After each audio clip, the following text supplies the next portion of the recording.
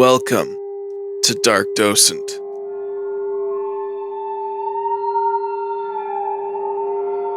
My name is Jake.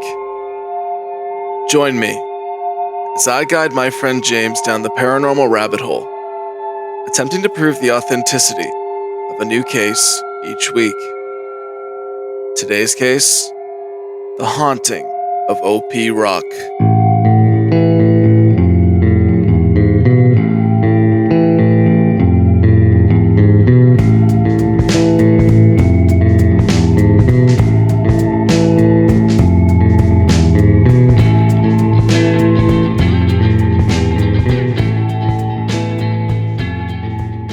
How you doing today, James? A little sleepy, but pretty good. How are you? Also sleepy, but we have a show to run. We do. It doesn't matter if it's midday on a Monday. We got to get it done. Happy Canadian Thanksgiving, by the way. Happy Canadian Thanksgiving to you too. And happy belated Thanksgiving to the Canadians listening, and happy early Thanksgiving to the Americans. Covering all your bases today. Yeah. Look at you go. When is American Thanksgiving? Late November? Last week in November? Yeah, well, in that case, happy early Thanksgiving, Americans. Happy Thanksgiving, Americans. I'm John Wayne, Pilgrims. Well, speaking of Americans, being north of them, we're around Americans quite a bit. And we kind of have like a friendly rivalry with them, I'd say. That's a fair assumption. It's definitely one way to put it. Yeah. What's something that you would say Americans are known for? Fast food, guns, and cryptids? Well, yeah, kind of. Yeah, on this podcast, yeah, definitely. But one thing I would say Americans are known for, I would say they're military. Oh, yeah, that's a big one I forgot about. Very strong military. But even the military can get scared. I have a story for you. June 2009, Helmand Province, Afghanistan. 8 U.S. Marines are on their way to a remote fortification to replace British soldiers who have been there for 60 days. This fortification is called Observation Point Rock, or also known as OP Rock. The men featured in this story: Lance Corporal Adam Wilson, Sergeant Green, Lance Corporal Damian Zolnick, Corporal Lena, and Lance Corporal Austin Hoyt. So they're on their way to what they've been told is a fortification. Really, it's just a mound in the middle of a flat plateau all around them for miles. OP Rock is known as a good place for observation because of all the view you get at 360 degrees all around you. Now, when the US troops show up to OP Rock, they mentioned that the British soldiers looked tired. Not really surprising when you're in the middle of wartime, but something about them just seemed to stand out to the US Marines. As they begin packing their things up and the US Marines begin bringing all their stuff up to the mound, one of the British soldiers stops them and says, "Just want to let you know, if you guys dig anything up, put it back." Now the Marines don't know what to make of that. They think that these British guys are just messing with them. It's kind of their humor to do that sort of thing. They think nothing of it. When the Marines begin getting settled in their position, they notice something strange about OP Rock. The trenches are extremely shallow and thin, so they figured, we have to dig deeper, and we have to make these trenches wider, or they will not protect us at all. So they start digging, and as they're digging, they start finding things. Metal engineering spikes and other equipment with Russian lettering on the side of it. As they dig deeper, they find ceramic pots and jars, possibly hundreds or thousands of years old. But as they dig deeper, they find something else. Human bones. The more they dig, the more bones they find. It looked like a massive graveyard all around them. Now, they don't really know what to make of this. They put back some of the bones. Some of the guys actually are taking the bones out and playing around with them, making jokes with their friends, making light of the situation. Some of the soldiers don't really like this sort of humor, and they put back what they can. Later that night, Corporal Lena is on watch. He's on his machine gun post when he hears his radio turn on. there's a crackling, gurgling noise that seems to fade in and out in a language that he can't understand. He called up main base and asked if they sent a transmission, and they said they hadn't sent or received any traffic at the time. They kept making the sounds, so Lena turned up the volume to see what it was. It sounded like a language that he could not identify. He thought the batteries were bad, so he changed them out. But the gurgling radio static continued on and off the whole night. Maybe these soldiers didn't just dig up bones. Maybe they dug up something else. James, did you know that OP Rock was haunted? You know, I don't think I knew that this particular rock in Afghanistan was haunted, no. Have you heard of OP Rock before? Sir, no, sir. I appreciate the army talk. OP Rock is a very important place throughout history. OP Rock was actually a point that was invaded by the Russians back in the 1980s. Yeah, like I did know that the Russians spent a little bit of time in Afghanistan. Yeah, they did. There was a Russian occupation in the 1980s. Good thing the CIA funded the Taliban to help them out with that. They really helped things out. They did, didn't they? When the Russians invaded this place back in the 1980s, though, OP Rock was considered a valuable asset because of the observation. Yeah, sounds like a pretty invaluable vantage point. Exactly. Well, the Russians invaded, and they killed everyone on that rock. Massacred a whole bunch of army units from Afghanistan and slaughtered them and left their bodies on the rock. So the Russians took control of the rock. But later in the war, the Taliban invaded at night and snuck up the hill and ritualistically beheaded every Russian soldier on the rock. Numbers are stated to be over 200. And again, they left those bodies up on the mound, just let them decay up there. And when the Marines invaded in the early 2000s, they killed all of the Taliban there, and all those bodies were left on OP Rock as well. The place is literally just a massive tomb. Yeah. But we have stories going back to Genghis Khan and Alexander the Great being involved in this area around this rock. So wars go back a long time here. Sounds like a great rock to kill people on. It's all the rage. Come here, kill people on OP Rock. The trendy thing to do for sure. Pretty sure this is the one monument you know about in Afghanistan now. No, there's gotta be at least one more that I know about. Okay, name another monument in Afghanistan. Don't they have those really big carvings in this mountainside? Don't remember. All right. I can't tell you. Hold on, let me fact check that. That might be a neighboring country. The Bamiyan Buddhas, the Takht-e Rostam, and the rock carvings in Pakistan and Afghanistan are some of the most significant monuments carved into rock in Afghanistan. Anyways, yeah, I'm pretty sure there's Buddhist carvings in the mountainsides. I think all over the Middle East, or in some places in the Middle East, but I think there's some in Afghanistan as well. Yes. And a big part that, there isn't that many is because lots of... They get blown up. Yes.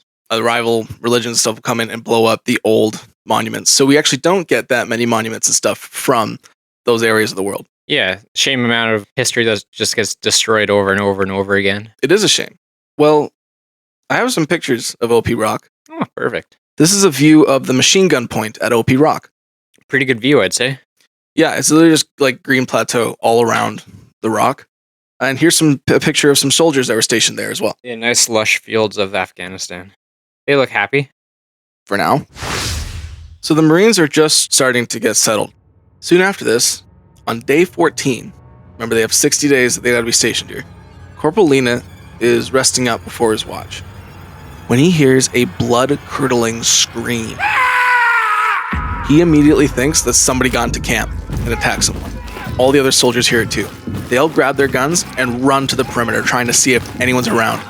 Some of the guys on watch say no one got in, but we think maybe someone got caught on razor wire. So when they look out, they see nothing. There's nothing on the razor wire. There's nothing in the base. Completely silent. They even switched to thermal imaging to see if they could see any heat signatures. And again, you can see everything for miles. So there would be something if someone got caught and ran away. Nothing. Then they switch back to night vision. and out of nowhere, something runs outside their perimeter wire. They shine flashlights. They look in the area where the movement was, but saw nothing. They switched to thermal. Nothing. Not even an animal. But they know they saw something moving outside the perimeter wire. They figured, stay on watch, let's get some rest, and when sun is coming up, we can go outside, check the perimeter. They go out next morning, and they start walking the perimeter, and they get to the area where they saw the movement. They said, maybe we'll find animal tracks or something that we just didn't see. No tracks, no disturbances whatsoever, nothing. Not even the razor wire was bent. So they don't know what was outside their camp. And they don't know what made that scream. None of the soldiers said it was them? No, because all the soldiers that were out resting heard the scream. Yeah. And the soldiers that were on point, watch, said they heard it from outside the camp. Right, right. So they went to the area where they heard it. Nothing. So they can't explain it. They don't know what it was, but their thermal should have picked it up if there was movement. Yeah. So at this point, they think maybe, they're just getting used to this place. They're in a wartime. Maybe they're all on edge and they heard like something scream, like an animal scream, way far away. Yeah, I was just thinking, what kind of animals do they have around in Afghanistan?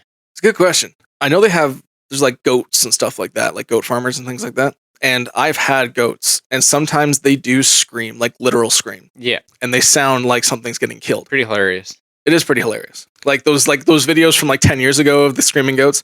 Yeah, those are over top of the Taylor Swift song, and yeah, those are obviously edited. But I used to have a goat that would just scream like that.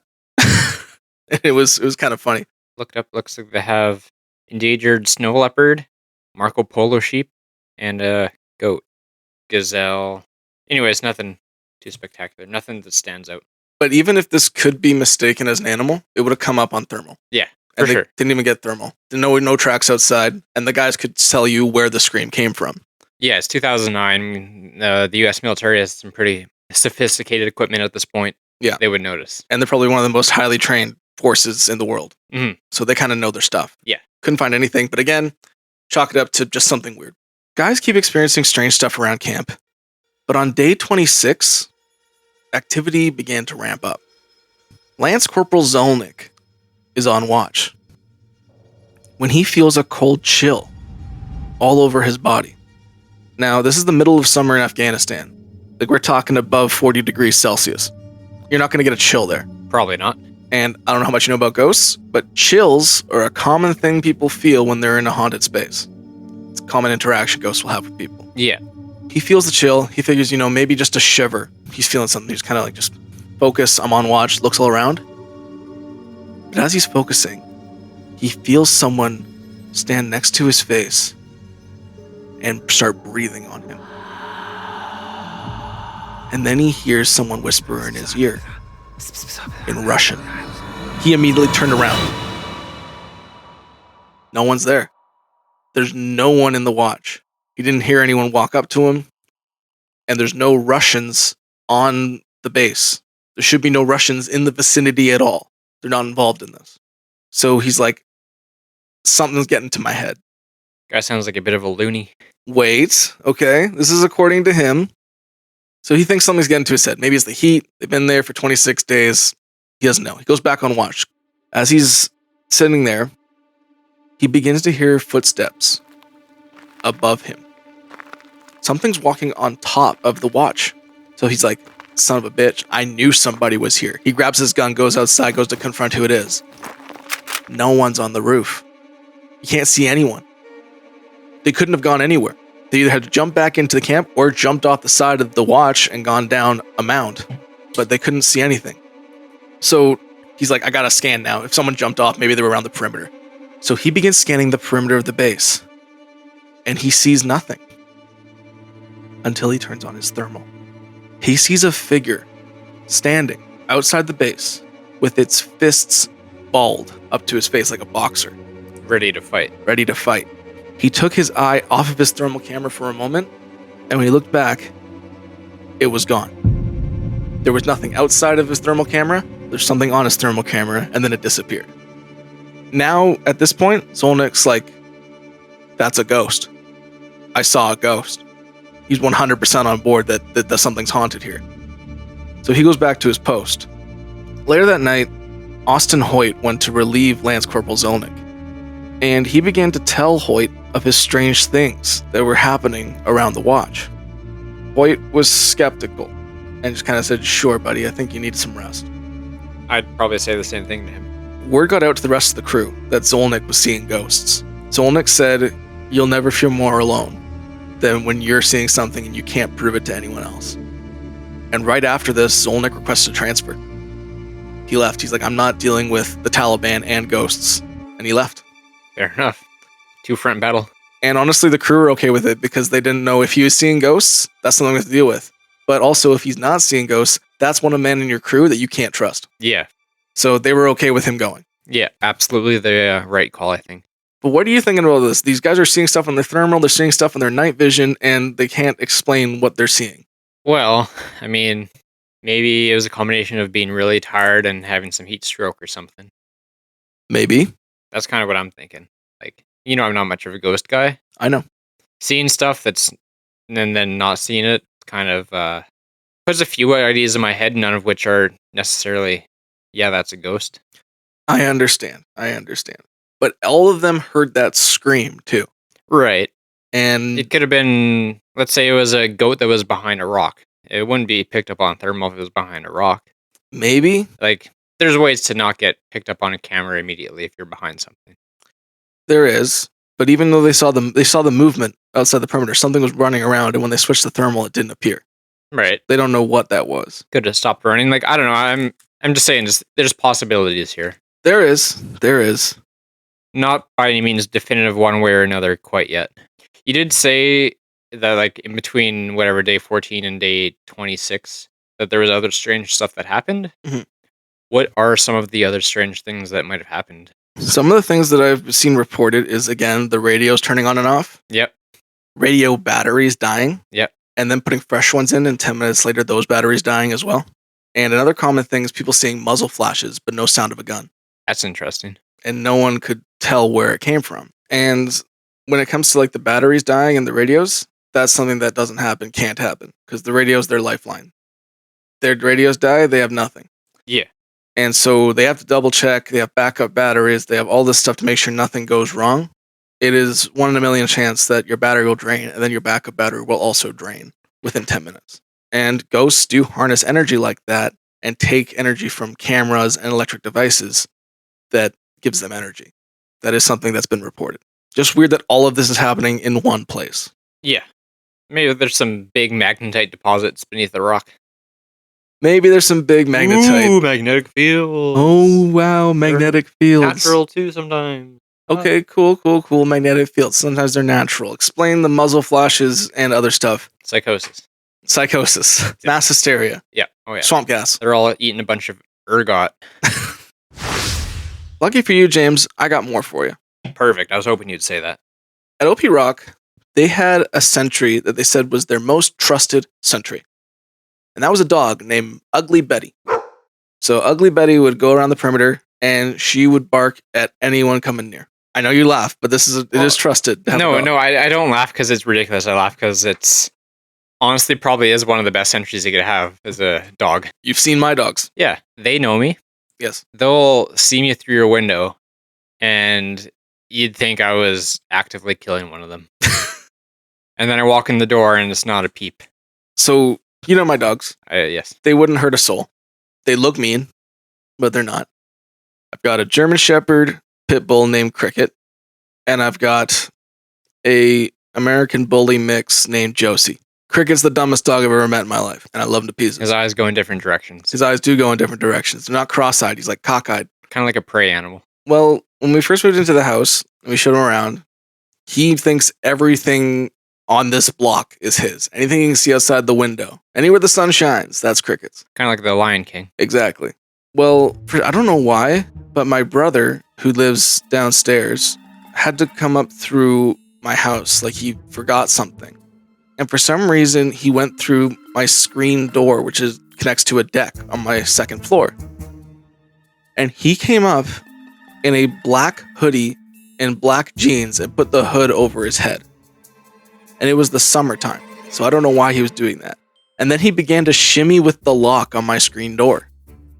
So he cranks it open, And Cricket sees this guy in a black hoodie and black jeans with a hood over his head and just went after him. Like teeth snarling, going after. And Frank was like, oh my fucking God, holy shit. And had to whip the hood off and go, Cricket, it's me, Uncle Frank. And all of a sudden, Cricket just transported back to stupid Cricket, like, oh, hi, Uncle Frank. And just gave him a bunch of kisses and walked away.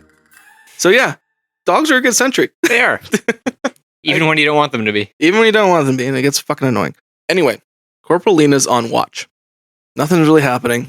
Everything's dead quiet. And then he hears Ugly Betty barking. He hears where she's barking from, and he throws up his night vision goggles on her location. But she's not really barking at anything. There's nothing in front of her on the razor wire. So he looks out into the fields a bit longer to see if he can see anything. And then he does. He sees what he thinks is a Taliban scout. But the weird thing about this scout is it wasn't crouched down, it wasn't sneaking around, it was standing up straight, perfectly still, and it seemed to be staring right through his night vision goggles. First off, it's weird that he's not hiding, he's just standing there, and he feels like this thing's looking right at him. So he switches to thermal while he's on target. Nothing's there. He thinks he made a mistake, so he switches back to night vision. The object is now 100 meters closer in a matter of seconds. The same Taliban scout. Impossible. That can't happen. That makes no sense. And he can measure it on his goggles, so he knows the distance that guy just traveled in 100 meters in like 2-3 seconds. So he switches back to thermal. Nothing. Ugly Betty is still barking, but barking louder and louder as this scout is getting closer to the base. And as he's looking around for this figure some more, he feels a tap on his shoulder. Now, Sergeant Green, the head of this company here, would do a double tap on your shoulder to check on you or to switch out watch. So he felt the double tap, and Lena said, oh, hey Sarge, it goes to turn. And no one's there. No one is near the watch at all. And this is when Lena started to think, maybe Zolnik wasn't seeing things.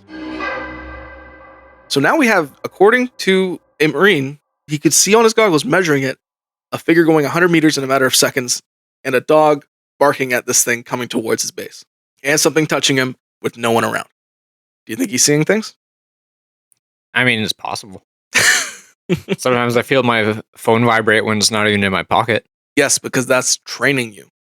See, the thing is that lots of people actually do feel a buzz in their pocket nowadays because of their phones, because our bodies have been trained to feel it, because that gives us a source of dopamine. Yep. So you can feel a little buzz in your pocket and think you felt it because you really want to feel it, and nothing's there. So Corporal Lena here is maybe getting a little freaked out, maybe mistakenly sees something as a Taliban scout, and in the back of his head is thinking like, oh man, buddy before me saw a ghost or whatever. Dang, it would sure be nice to not be here staring at the ghost. So then the body, trained for whatever dopamine or relief or whatever, thinks it feels a double tap to get the hell out of there because that's the relief from the post, and it wasn't real. You can say that all you want. He is adamant that that double tap was Sergeant Green's tap. He knows the tap. So he said that Yeah, and I know the feeling of my phone vibrating. I understand that. But it still doesn't make sense that something came 100 meters closer in a matter of seconds on night vision and wouldn't appear on thermal. And their dog, Ugly Betty, was barking whatever was coming close to the base. Just something weird. And the guys did have goggles to measure the distance. We have accurate measurements of how far these guys got close. Have your dogs ever barked at nothing? My dogs have barked at sounds outside, mostly. If a twig hits the roof, they'll bark at that. But not in the way that this was described. Like, they'll bark like they hear something, they'll bark for a little while, and then they'll eventually calm down. According to Lena, Ugly Betty just started barking and wouldn't stop and just got more and more crazy as this thing was coming closer on his night vision. Mm-hmm. And also, this dog's been a sentry for a long time for a lot of different soldiers, and she must be trained to deal with enemies coming close to the base like that. So I just think that's weird. We're definitely getting closer and closer to a weird territory. Well, lucky for you, I got more for you. Thank God. Day 39. Corporal Hoyt and Corporal Smith are on watch on two separate posts 20 meters apart. Hoyt is looking out along the plateau when he hears footsteps approaching behind him. Now he thinks it's Sergeant Green coming to check on him. So he turns, and nothing's there. Now, if you remember, Hoyt is the guy who was skeptical about Zolnik, and then started telling the rest of the crew, and they all started getting weary about Zolnik. So Hoyt's like skeptic. Rocks probably fell from the ceiling of the watch and touched the gravel on the ground. Made it sound like footsteps. Yeah. It's nothing. But as he goes back on watch, Ugly Betty begins growling, teeth bared, hair up, like nothing he's seen before. He's heard her bark and alert people, but not this vicious anger from this dog. So he puts on his thermal and begins scouting around the perimeter. Maybe there is something weird here. Maybe Ugly Betty is right. Maybe there is something haunting this place. No. Calm down. He takes his eye off the scope and tells himself, relax, do your job. Like, it's ridiculous to think about that. Yeah. Like, we're in wartime. We don't have time for ghosts, and they're not real. And then he hears footsteps again getting close behind him. So he keeps saying, it's gravel. Gravel falling from the roof. It's gotta be. But now they have a rhythmic pattern, and they're obviously getting closer. It's maybe I'm just hearing things. It's not gravel falling from the roof. Maybe I'm just hearing things. Yeah, that's it. I've got things on my mind. The footsteps get even closer. Maybe it's Sergeant Green coming to get me off my post. And then he feels warm breath on him. He turns around to see no one is there. Now Hoyt, the biggest skeptic of the crew, begins to believe that something is with them on OP Rock. And here's the weird thing about all this. All these guys on separate watches are experiencing the same thing. Chills, footsteps, breath, something Ugly Betty is reacting to, the radio's turning on and off. These are all the same things guys are experiencing on separate watches. Has this all been at night? This has all been at night. And the thing is if you believe in ghosts and spirits, there is a belief that the witching hour, around 3 a.m., is when the veil is thinnest. And lots of this happened around that time, late at night. Between midnight and 3 a.m., that's when the veil is the thinnest, and spirits can show themselves to you. Mm-hmm. This is also why ghost investigators go investigate places late at night, so they have a thinner veil to communicate with. Do you want to just chalk this up to mass hysteria at this point, or what do you think? Well, this is the biggest skeptic of the crew. I may have told you this before. I've had a very similar experience to this. That's not the floating down the stairs one? No. Oh my god, okay, no, let me hear this.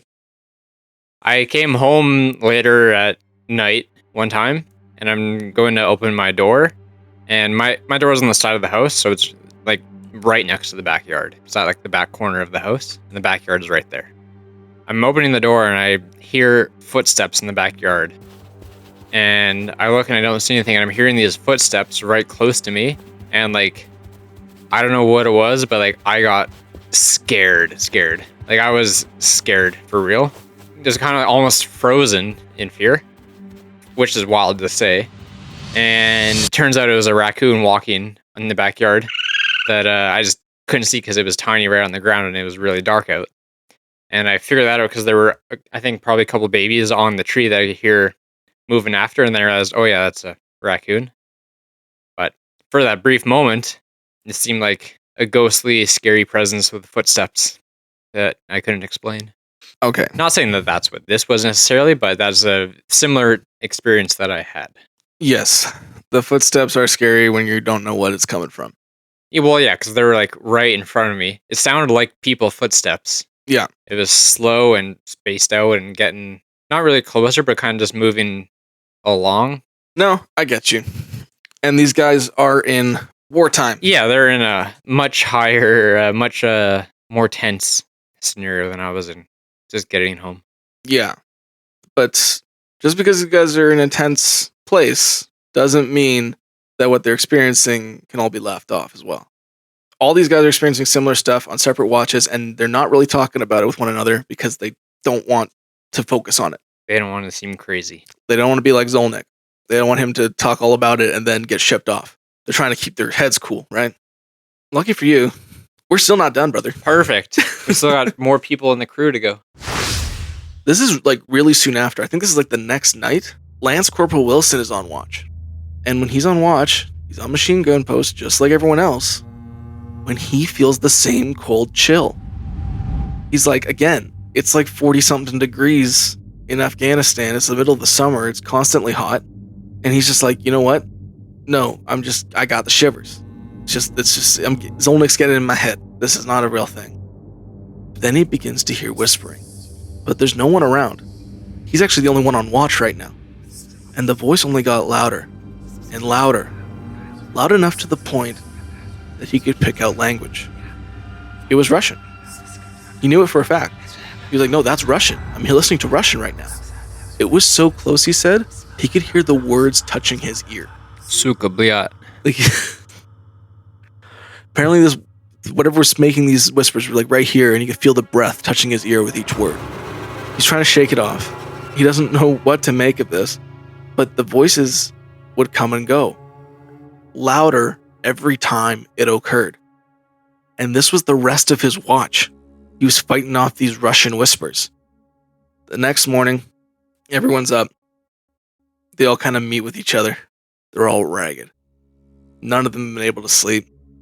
None of them have had a very successful watch. They don't know what to do. They're like, has anyone had any weird experiences? They start saying, yeah. Are you guys hearing those whispers? Yeah. Are your radios going on and off? Yeah. Are you seeing muzzle flashes? Yeah. Are you hearing Russian? Duh. Corporal Lena said, there's something strange here. And they said, well, what could it be? And Lena said, ghosts. That's all they could come down to. They're like, we've only got maybe 10 more days here. It's not something we can fight. We can't shoot a ghost.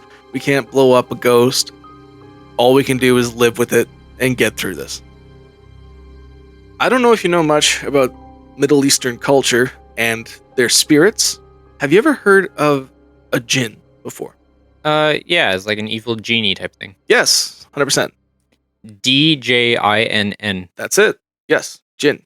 Well, the thing about jinn in Middle Eastern cultures is they are demons that usually haunt... Lamps? No, not lamps. They are actually kind of found around graves, tombs, things like that.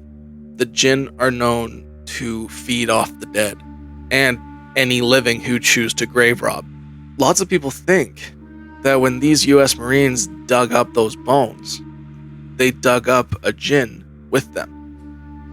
Because the people in the local area, they all think OP Rock is cursed from all the tragedy that's happened upon it. It's pretty reasonable thing to think, actually. Yeah, everyone around that area says that rock has something negative with it, and it has attracted spirits due to all of its death and negative energy.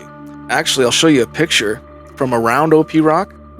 This was a battlefield during the Russian occupation of Afghanistan in the 1980s. This is an image of outside OP Rock. This, I think as of 2012, there's still Russian tanks and armaments and stuff that have been blown up surrounding OP Rock and around the town around there. Yeah, I mean, I guess they'd have nowhere to go, really. No, they just leave them there. And like sometimes kids will play on them and stuff like that. I mean, this photo has 4 children standing on the barrel of the wrecked tank. Yeah. The remnants of war stays there. Even on top of OP Rock, guys are talking about how you can see where the Russians dug in deep. You can find where they did it. But you can also look back and find where like other wars happened. You can find where Genghis Khan dug in deep. You can find where Alexander the Great dug in deep. Like you can see all these different fortifications made around there. Yeah. And it's like almost like peeling back an onion with layers and layers of tragic history all around this area. This place is known for tragedy and negative spirits, and they claim that this rock itself is cursed with negative spiritual energy. How big is this rock? Do you have like an aerial photo or something? I do not have an aerial photo of it. I could not find an aerial photo of it, but the guys describe it as like a mound. It's not like a big rock, it's more like just a mound. I found a lot of other observation posts and other different names for different observation posts. Do we know where it is on a map? Could we use like the Google satellite to find it? It's in the Helmand province of Afghanistan. It all looks like desert and hills to me. I believe that this is a picture of it. When you look it up, observation post rock, this is observation post Bari Alai. Yeah, it's really just It's just a rock. kind of a rocky just outcrop. Yeah, it's not like a mountain. It's No. just like a plain, and there just happens to be a mound in the middle of it. Yeah, not huge by any stretch of the imagination. The guys literally call it observation post rock for a reason. That's what Yeah. it is. Yeah. So now the squad agrees that there is ghosts here. So we just got to live through it for the rest of the days. Throughout the rest of the nights, people are experiencing the same chills, footsteps, radio, all that stuff.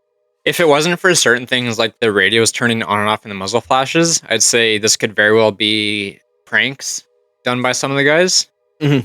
Cause like, if you're hiding somewhere and you're maybe whispering some Russian phrases or doing footprints while hiding behind something, it could be a fun prank to do on the guys, especially if maybe you bumped into one of the Brits on their way out and thought it would be a funny thing to do. Then you say there's like that stuff that's a little harder to explain. You can't, I don't know how they'd be doing stuff like muzzle flashes or making the radios turn on and off or die. So that kind of takes me away from that. Here's the thing is, I understand pranking and doing stuff like that. I don't think big pranks like that while someone's on point is something you'd want to do. Especially when you're depending on these guys to be your watch. You don't want them to get sucked out. Maybe, but I'm sure there are still plenty of occasions where stuff like that would happen. Yes, but there was actually one guy in the group, Corporal Smith. Again, these are all real people. He was known as the prankster. Mm-hmm. He was actually the one that was taking the bones out and playing with them for fun. Yeah, he's that guy. Oh, funny prank. Yeah, even he at this point is kind of like, still, you guys are nuts, and you know the desert sun's getting into your head. There's no ghost. I don't know what you're talking about. But lots of the time when these whispers and stuff were happening, like he would be asleep, and it's accounted for that he would be asleep, or he would be on watch with one of the guys 20 meters away, and these whispers would be right up to their ear. At this watch point, there's nowhere to go. Like if you're going into this tight watch point, and you go to turn around, you'd see someone kick up dirt as they run away from you. They can't get this close and then disappear as you turn your head. It's impossible. Yeah. So these guys are experiencing something that's not them. And lots of these guys actually didn't understand what language it was. And only a couple of them picked out that it was Russian. Up to this point, they had no idea. It's all the usual stuff that's happening at this point until the last night at OP Rock. Another corporal, Corporal Diggs, reported that his radio was going dead. Well, Corporal Lena went to talk to him, see his radio. Well, we'll replace the battery. Replace the battery. Went dead again, almost instantly. So they switched radios to their backup radio. And it went dead as well. All within 10 minutes. Impossible. That is Improbable. improbable. Highly, highly, highly unlikely. Not only did their second radio die, but all their comms died. Completely without communication for the last night on OP Rock. So they're alone now. We have no explanation why their comms went down, but they have no comms. So it's like, if they get attacked, they're done. Simple as that. So we just gotta be on watch and be ready. Well, that night, Lance Corporal Wilson's on watch. And he's nervous. He's the one that was hearing the whispers in his ear the whole night. He's waiting to hear the whispers again. So he's kind of just sitting there waiting. Something's gonna happen, but he's trying to stay focused. When all of a sudden, gunfire. Right beside his ear. Something's firing. So he takes cover. He thinks someone got in and is trying to shoot him beside his head and missed.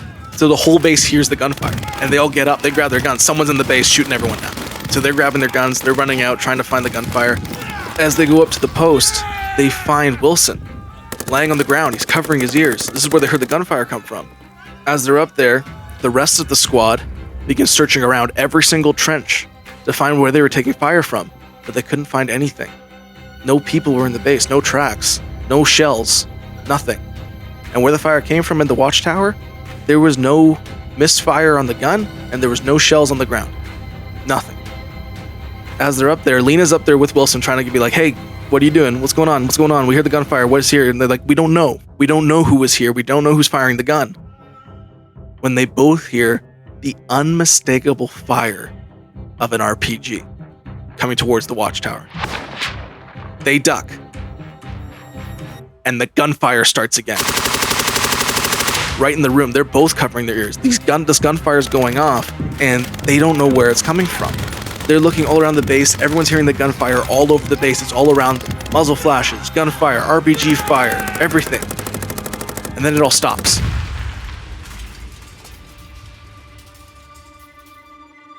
They get up, inspect the base. No bullet holes, no explosion damage, no shells, no footprints, nothing. No one got in, no one fired a gun, no one damaged anything. Clearly a Taliban scout put all his skill points into stealth and 0 into accuracy. They couldn't figure that out. There's no explanation. There's no explosion. There's no damage to the base. There's no holes in the walls. There's no shells on the ground. They heard the gunfire beside their ears. Nothing. They were just happy to get out of there. They got out the next morning. Some British soldiers came to take their place. They went into the car, got out of there. And that's when afterwards they learned about the history of OP Rock and all the tragedy that had struck there. Which then they were like, that's why we were hearing Russian. That's why we were seeing Taliban scouts moving 100 meters out of nowhere. Like, the spirits all line up to what has happened here. But they weren't the only group of soldiers to experience things like this. Almost every soldier who has been to OP Rock comes out with a story. Stories of muzzle flashes, radios turning on and off or dying inexplicably, sounds of gunfire, screaming, apparitions. Lots of people report this at this observation post. And some of them actually could speak Russian. And they translated what the whispers were. The whispers that these soldiers were hearing was drop your weapon.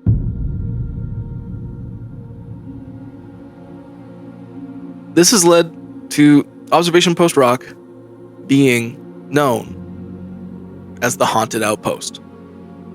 What do you think of Observation Post Rock, James? Sounds spooky.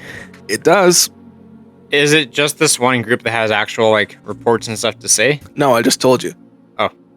No, I mean like, yeah, you said like lots of other people say stuff, but like all the stories from this one group of people. All the stories I told you today were a linear story based on one group of Marines.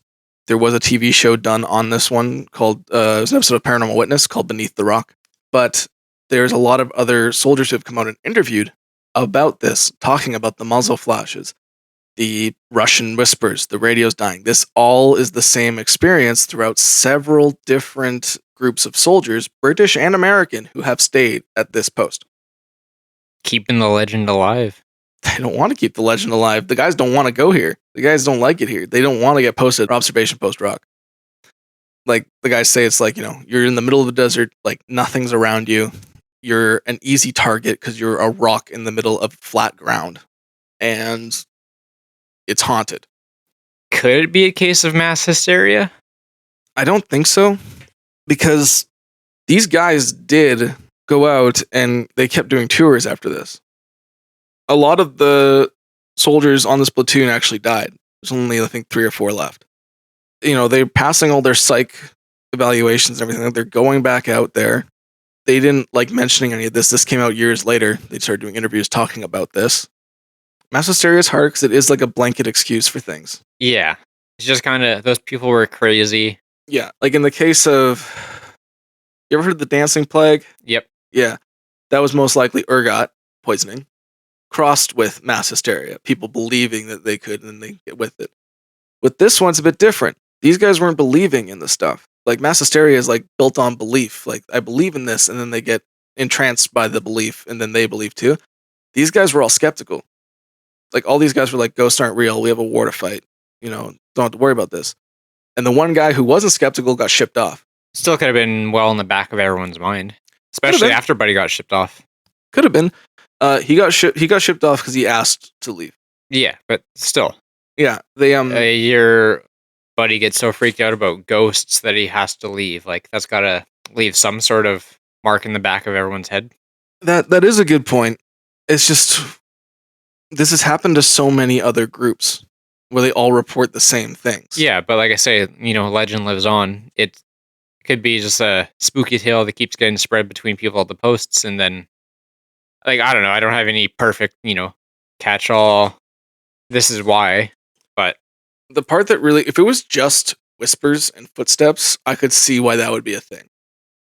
But we have guys losing their comms, their radios dying within 10 minutes, stuff like that makes no sense. We have actual technology like getting affected. Yeah, fair enough. And also the guy with his night vision seeing the figure move 100 meters in a matter of seconds that didn't come up on thermal. That's weird. There's also just one guy saying that. Maybe he was mistaken. Maybe he read the 200 away as a 300 away at first, and when he looked back, it was a 200. I don't know. I don't know. Like, I don't know. It's just like one guy saying that he saw something in the dark move 100 feet. Yeah, but he didn't even see it move. He saw it one spot, and then he saw it allegedly closer. 100 meters closer. Yeah. Yeah, but he did have the goggles that had the range on them, right? So he could measure that. And the other guy did see something, even though he saw it on thermal. That guy with his fists balled outside the perimeter of the... Yeah. Of the well, thing. Technology is also not perfect. Like, maybe his goggles accidentally read something 100 meters further away the first time, and then something 100 meters closer the second time. Maybe. But also, with the other guy, thermal imaging, things don't disappear. Like, that guy saw something, and then it disappeared off his thermal. Like, that makes no sense. Not that it disappeared off the thermal. It didn't get picked up by the thermal. No, I mean the second guy. The other guy, who's Olnick, who saw it through his thermal imaging. He turned his thermal imaging on. That's when we saw the guy with the bald fists. Right. And then when he looked out to see what was there, nothing was there. When he looked back through his thermal, it wasn't there. And thermal's pretty easy to pick things up on. Yeah. I don't know. That's weird. Well, for it to come up on thermal, that you'd have to have a pretty consistent heat signature, I guess, over the entire body. Which is weird enough. Yeah. Yeah, I don't know. It's a ghost. It's a ghost. And just like there's no tracks found. I think the last day where they all heard the gunfire and the muzzle flashes, and it was like a war going on all around their perimeter, and there wasn't a bullet hole or a shell or anything emptied. Do they not have any security cameras or anything at all at the whole base? Not as far as I can see. And if there is any, they're probably classified. Be a weird thing to classify. Well, I mean, like, maybe. If they were like doing a battle there, like their chest cams or anything like that, probably would have something. But none of that's come out. Yeah, but like I mean, it'd be a weird thing to classify because like it's not like you release that video and then people are going to start showing up at the fucking rock in the middle of Afghanistan. But also, it's like I just think it's weird that there was no damage. They heard all that and there was no damage. Yeah. And they heard the gunshots like right next to their ear, and there's no gun there. There's no person there firing a gun. So why are they hearing it right here? So hard. People, it's just nothing. It's people talking about seeing ghosts. I know. Like, ghosts are hard because you have to be there. As a man who has experienced a ghost, you have to be there. No one will believe you. People still don't believe me to this day. Yeah, fair. I've told you my ghost story before. You did. Yeah. People still think that I'm just crazy. Have I told it on this podcast before? I don't know if I have. I don't think so, because we've only done a couple of ghost things, and I don't recall hearing it. Okay, so for those who haven't heard it, my band used to practice at a haunted house. Like, literally, it was an abandoned house. There was hanging electrical wires, there was furniture flipped all over the place, but we cleaned it up enough that we could use the living room in the center of the house. Now, there was an old woman and a young girl that had both died on the property. And when you went in there, it was like a rancher. There was like a big open kitchen, a living room to the right, and then there was a hallway with all the bedrooms, and they were very tight and stuff. And once you went down the hallway, every time it would be cold, and every time you went into this one room, you felt like something was watching you. Every time. And I learned later that that was the room that both the old woman and the young girl died in. And it was weird that that's where you felt things watching you. But my actual ghost story, I was very interested in it, but you don't really think about it, was I went up there early. I had a bunch of new guitar pedals, and I wanted to practice singing and flicking some guitar pedals at the same time. Not to disturb anybody, because we didn't have any drums up there yet. I had that on a low volume on my amplifier. I checked the PA system and saw that it was off, and I went to go practice. As I was singing, the microphone kept shocking me. Now, this could happen if it's not on, maybe there's like a poor ground or something, I don't know. But it kept shocking me. So I was like, okay, being the genius that I am, I'm going to grab some toilet paper and wrap this microphone up in toilet paper, and that should prevent it from shocking me. The bathroom was about 10 feet away from the microphone. Went to the bathroom, got toilet paper, came back. And as I came back, I heard like a white noise buzz sound. And I looked over at the PA system, and it was on, and all of the knobs were turned to max. Now, my fellow musicians out there, you know that once you have somewhere on a knob a level that you like, you don't adjust that, because that is the sound that you want. And it is sacrilegious to adjust a knob on someone's PA system or amplifier. I know I didn't turn those to max. We know we didn't turn them all to max. And I know that I didn't turn on that PA system because I checked it before I started. The only thing I took out of it, at least the ghost likes our music. She turned it on and turned it up. That is my ghost story. You can listen to Mulligan's song Crying Ghost on Spotify now. You actually can't, I don't think, anymore. Oh, never mind. It might have been removed. Anyway, that's why I'm a believer in ghosts. I was a believer beforehand, but it just confirmed it for me. Yeah, I don't know if I really have a ghost story like that, other than that stairs thing. Well, one day I'll take you to a haunted location and we'll figure it all out. And one day I'll tell the stairs story on here if I haven't already. You have. Never mind, I won't, because I have. If you floated downstairs as a child too, let us know. Apparently it's not an uncommon thing. No, it's like a guardian angel thing that cool people talk about. Yeah. Yeah. But weird. I just kind of chalk it up as, yeah, that happened to me, and then move on. If you have that experience of something protecting you when you were a child, like James being floated down the stairs when he should have fallen, let us know. We're going to prove this sumbitch that there's something out there for him, protecting him. Did the people with the gunfire right next to their ear, did they have like ear damage or anything? As far as I know, they didn't. When Ugly Betty was barking away there and Buddy was checking it out, did anyone else come to check anything out, or did everyone else just ignore it? Surely the dogs would have woken them up. It's a tiny rock. Yeah. I don't know. I haven't heard anyone's stories of anyone else getting up, but other people have heard Ugly Betty barking. In the story where I told you about the scream, Ugly Betty was also barking then, and that also got them up for that. Yeah.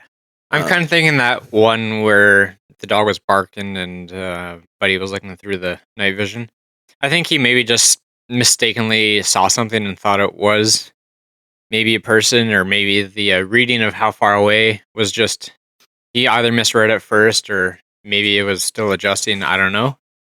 I don't know if I necessarily buy that one story. It's just a little... Fair enough. So, James, on the case of the haunting of OP Rock, what do we come down to today? 1, I'm an idiot. 2, you're skeptical. 3, you're on the fence. 4, there's something strange here. 5, dead soldiers are haunting OP Rock.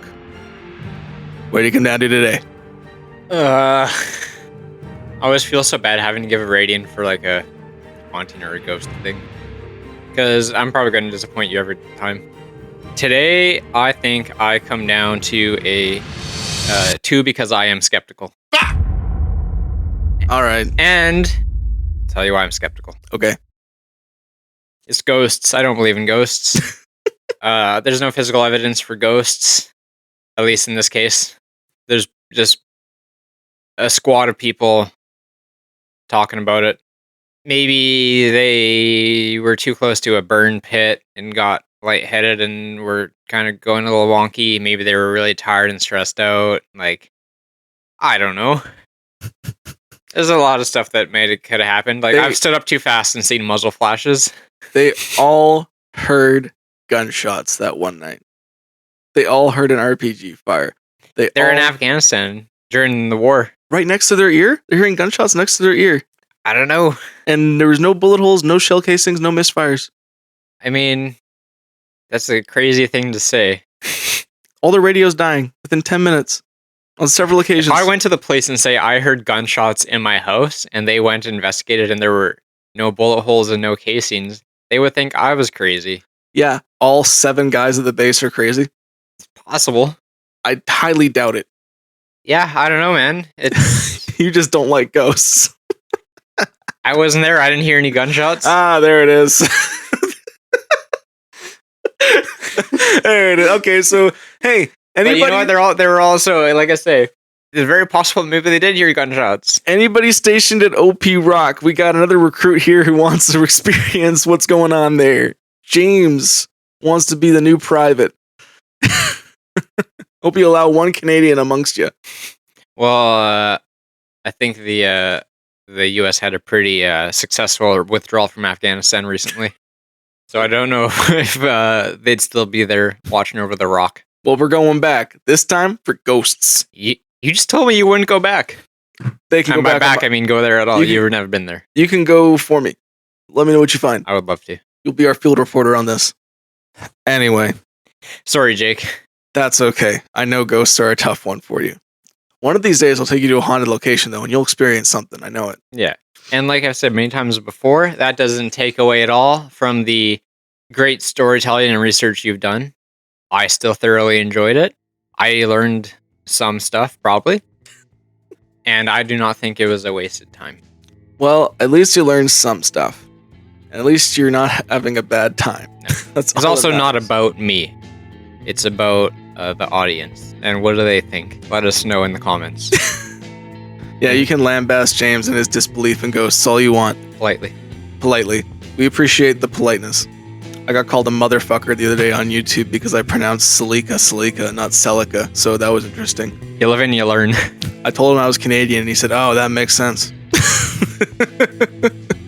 Anyway, thank you for listening, everybody. I cannot get James over the fence this week, but it was a fun story, and I really enjoy it.